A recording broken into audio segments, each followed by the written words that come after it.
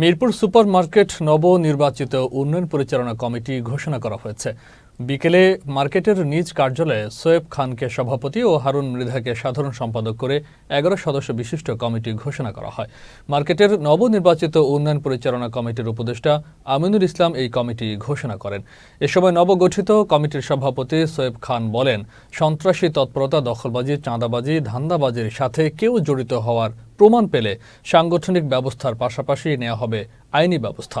এ সময় মার্কেট পরিচালনায় নতুন কমিটিকে সহায়তার জন্য সকল দোকান মালিককে সহায়তার অনুরোধ জানান তিনি।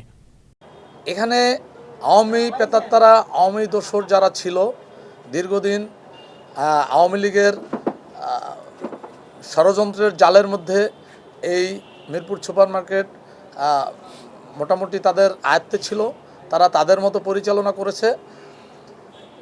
মিরপুর সুপার মার্কেট প্রতিষ্ঠাকালীন থেকে এ যাবৎকালে এই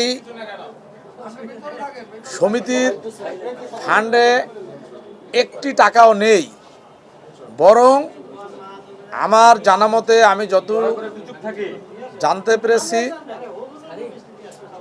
বরং ঋণী এই সমিতি ঋণে আছে।